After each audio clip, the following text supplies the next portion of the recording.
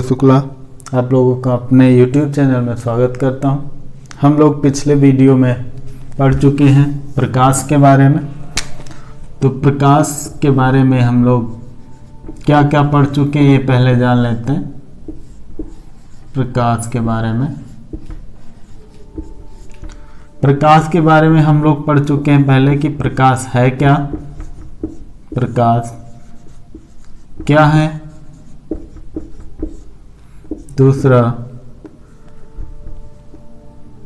प्रकाश के आधार पर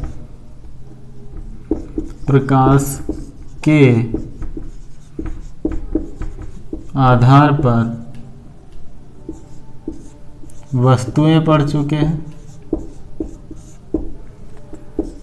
प्रकाश का गुण पढ़ चुके हैं। का गुण क्या है ये पढ़ चुके हैं। प्रकाश का परावर्तन पढ़ चुके हैं। प्रकाश का परावर्तन पढ़ चुके हैं। ये हम 4 टॉपिक पढ़ चुके हैं और इसी में प्रकाश का परावर्तन यानी नियम इनके भी पढ़ चुके हैं। परावर्तन के नियम पढ़ चुके हैं। ये इतनी चीजें हम लोग पढ़ चुके हैं। अब हमें पढ़ना क्या है इसके आगे, हमें पढ़ना है आज इसके आगे प्रतिबिंब क्या है। प्रतिबिंब क्या है ये हमें पढ़ना है। इससे पहले हम इसके बारे में थोड़ा थोड़ा जान लेते हैं। प्रकाश मैंने ऑलरेडी बता रखा है, पिछले वीडियो में जाके देख लीजिएगा। उसके आधार पर वस्तुएं, प्रकाश के आधार पर वस्तुएं कितने प्रकार से, 2 प्रकार की होती हैं। कौन कौन सी? प्रदीप्त और अदीप्त। प्रदीप्त और अदीप्त वस्तुएं होती 2 प्रकार की। प्रकाश का गुण जो एक विशेष रूप होता है यानी जो ज्यादा पूछा जाता है, प्रकाश द्वैध गुण रखता है यानी द्वैध गुण होता है प्रकाश में। प्रकाश का परावर्तन पता है सभी को कि क्या होता है। एक समतल पृष्ठ होता है जो कि परावर्तक पृष्ठ होता है, एक तरफ पॉलिश लगी होती, यहां से प्रकाश किरण परावर्तित होती है, आपतित होती है और यहां परावर्तित हो जाती है। यहां पर एक बिंदु मिलता है जिसे हम आपतन बिंदु कहते हैं, ठीक है। यहां पर एक लंब खींच देता है जिसे अभिलंब कहते हैं। तो ये चीजें हम लोग पढ़ चुके हैं। हम लोग आज पढ़ेंगे प्रतिबिंब क्या है। तो प्रतिबिंब क्या है? किसी वस्तु का दूसरा बिंब ही प्रतिबिंब कहलाता है, ठीक है। तो हम बात कर लेते हैं, परिभाषा इसकी क्या होगी। यदि प्रकाश की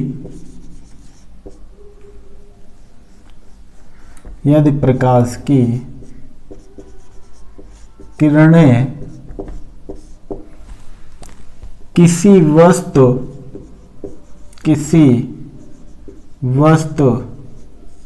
से चलकर, प्रकाश की किरणें किसी वस्तु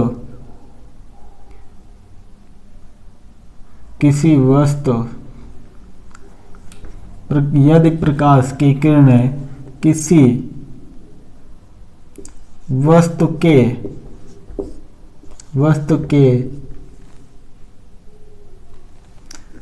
नहीं, प्रतिबिंब क्या होगा हम लिख सकते हैं। यदि प्रकाश की किरणें वस्तु के किसी बिंदु से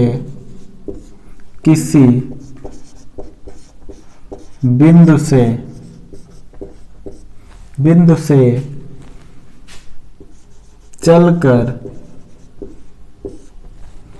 परावर्तन के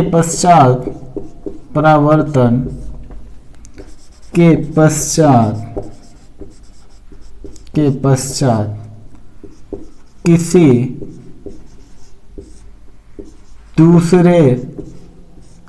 दूसरे बिंदु पर मिलती है या मिलती हुई प्रतीत होती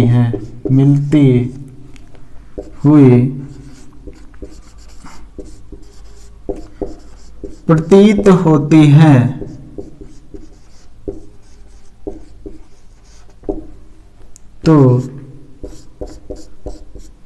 तो उसे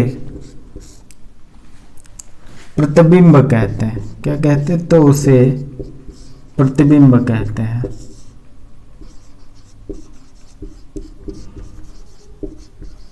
क्लियर हो गया? अब हम बात करते हैं कि प्रतिबिंब कितने प्रकार के होते हैं। तो प्रतिबिंब के प्रकार की अगर हम बात करें तो प्रतिबिंब के प्रकार तो प्रतिबिंब के प्रकार की अगर हम बात करें तो ये दो प्रकार के होते हैं। कौन कौन से? दो प्रकार के कौन कौन से? एक वास्तविक प्रतिबिंब होता है, वास्तविक प्रतिबिंब,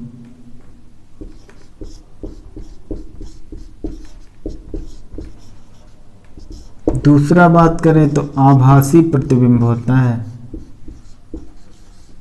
आभासी प्रतिबिंब।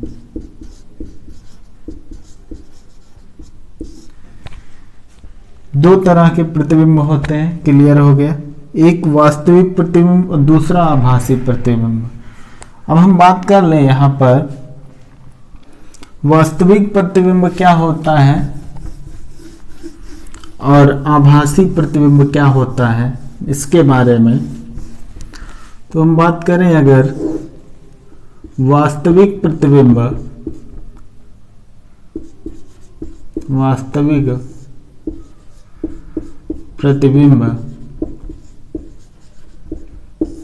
तो वास्तविक प्रतिबिंब क्या है? लिख सकते हैं हम, यदि प्रकाश की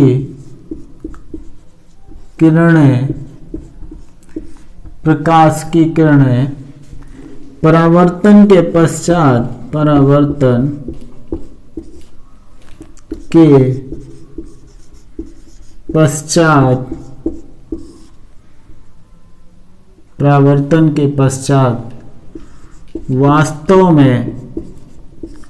वास्तव में किसी बिंदु पर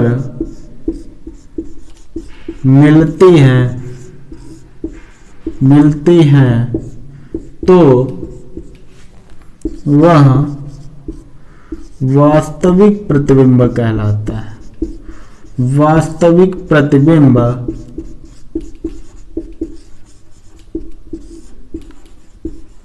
कहलाता है। ठीक, वास्तविक प्रतिबिंब क्या है? यदि प्रकाश की किरणें परावर्तन के पश्चात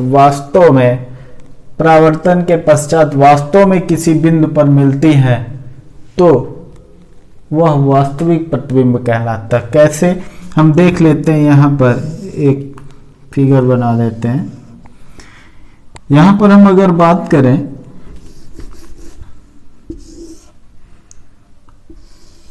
एक दर्पण हो गया, दूसरी साइड में पॉलिश लगी हुई है, यहां पर हम रख देते हैं एक वस्तु और इस वस्तु से प्रकाश किरणें चलती हैं और दर्पण पर पड़ने के पश्चात ये क्या होती हैं? परावर्तित हो जाती हैं। और दूसरी प्रकाश की किरण जब चलती है वस्तु से तो ये दर्पण पर पड़ने के बाद अपनी ही दिशा में वो वापस आ जाती है, परावर्तित हो जाती है। तो इस बिंदु को हम क्या कहेंगे? प्रतिबिंब कहते हैं। ये हमारा क्या हो जाएगा? प्रतिबिंब हो जाएगा। ठीक है, तो देखिए वास्तव में दिख रहा तो ये प्रतिबिंब हो जाएगा, वास्तविक प्रतिबिंब हो जाएगा। हम अगर बात कर लें यहीं पर, इधर बात करते हैं क्या? आभासी प्रतिबिंब। आभासी प्रतिबिंब की हम अगर बात करें, मतलब हम प्रतिबिंब को केवल आभास कर सकते हैं, उसको हम केवल महसूस कर सकते हैं, यानी सोच सकते हैं कि वहां पर बना हुआ होगा। ठीक, अब हम अगर बात करें यहां पर तो क्या हो जाएगा? यदि प्रकाश किरणें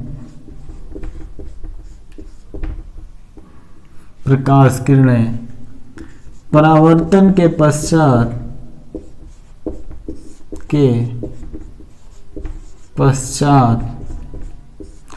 क्या हो? परावर्तन के पश्चात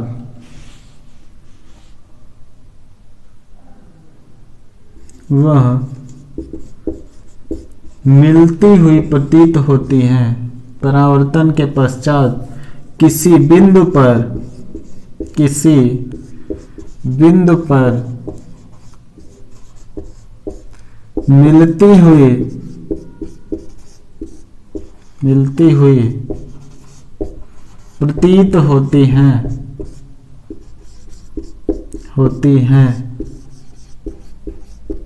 तो वह आभासी प्रतिबिंब कहलाता है। क्या कहलाता? आभासी प्रतिबिंब कहलाता है। अब हम बात करें कैसे आभासी प्रतिबिंब होगा, तो हम मान लेते हैं एक ये दर्पण है, यहां पर कोई वस्तु रखी हुई है यहां पर, और इस वस्तु से प्रकाश किरण चलती है, ये दर्पण है, और वस्तु से प्रकाश किरण दर्पण पर पड़ने के बाद क्या होती है? परावर्तित हो जाती है।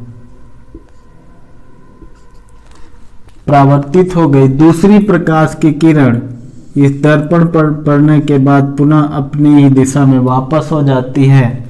अब हम अगर देखते हैं यहाँ पर तो कोई बिंदु बन नहीं रहा, तो हम अगर देखें इस रेखा को, अगर हम महसूस करें कि इसको जब आगे बढ़ाएंगे तो ये आगे चली जाएगी, और इसको हम ये वाली रेखा को सीधे अगर हम पीछे की ओर बढ़ाते हैं तो ये देखिए यहाँ पर ये रेखा दोनों काटने लगी, तो यहाँ पर जो प्रतिबिंब बनेगा ये आभासी प्रतिबिंब बनेगा।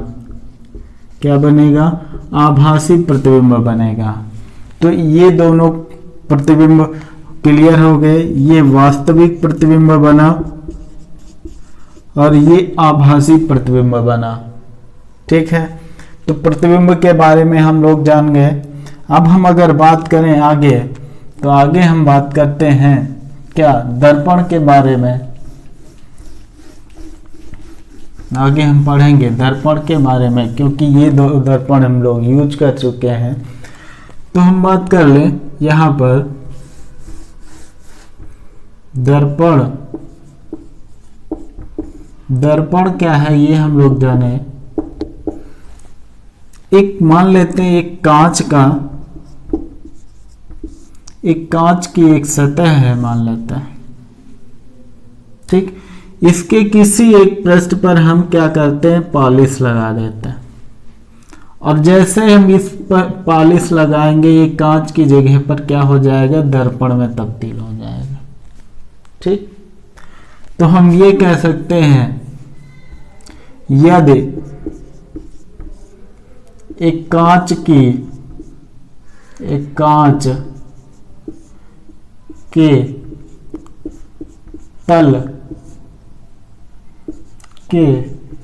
के तल के एक पृष्ठ पे तल का मतलब एक टुकड़ा है, पृष्ठ पर एक सतह पर, पृष्ठ के एक सतह पर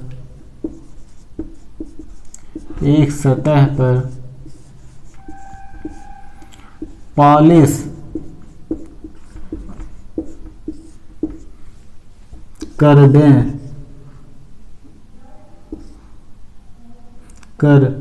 देने पर यह दर्पण कहलाता है।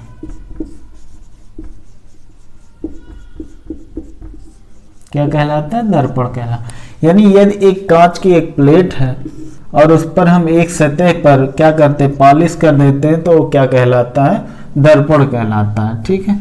अब दर्पण कितने प्रकार के होते हैं? दर्पण 2 प्रकार के होते हैं। यहाँ पर बात कर लेते हैं दर्पण के प्रकार। दर्पण के प्रकार, तो दर्पण कितने प्रकार के? 2 प्रकार के होते हैं। कौन कौन से? नंबर 1 समतल दर्पण, समतल दर्पण। नंबर 2 गोलीय दर्पण। नंबर 2 गोलीय दर्पण। ठीक। गोलीय दर्पण भी 2 प्रकार के होते हैं। एक अवतल दर्पण, एक अवतल दर्पण, दूसरा उत्तल दर्पण, दूसरा उत्तल दर्पण। ठीक। अब हमने दर्पण के बारे में जान लिया। दर्पण हमारे कितने 2 प्रकार के होते हैं, एक समतल दर्पण, एक गोलीय दर्पण। ठीक है। तो समतल दर्पण क्या है? मान लेते हैं एक समतल दर्पण, एक कांच की प्लेट है, यानी एक कांच का टुकड़ा है, उसके एक सिरे पर हम पॉलिश कर देते हैं, ऐसे ऐसे पॉलिश कर देते हैं, तो ये समतल दर्पण हो जाएगा। एक पृष्ठ उसका परावर्तक हो जाएगा, एक साइड में पॉलिश लगी हुई होगी, ये समतल दर्पण कहलाता है। गोलीय दर्पण की बात करें तो एक खोखले गोले को हम काट के बना सकते हैं। एक मान लेते हैं कांच का एक खोखला गोला है, इसको हम बीच से कट कर लेते हैं, और कट करने के बाद हम क्या करेंगे कि एक सतह पर उसके पॉलिश कर देंगे। मान लेते हैं ये कट कर लिया और ऐसे ये निकला, क्योंकि 2 खंड हो गए इसके, एक ऐसे निकला, एक दूसरा भी एक ऐसे निकला। तो एक सतह पर हम अगर इधर पॉलिश कर देते हैं तो ये दर्पण बन जाएगा। इधर भी अगर हम पॉलिश कर दें इस साइड में इसके, तो ये भी दर्पण बन जाएगा। ठीक है। तो ये क्या हुआ कि गोलीय दर्पण भी 2 प्रकार के होते हैं। और कौन कौन? अवतल दर्पण और उत्तल दर्पण। तो हम लोग नेक्स्ट क्लास में अवतल दर्पण और उत्तल दर्पण के बारे में बात करेंगे। ठीक है। धन्यवाद।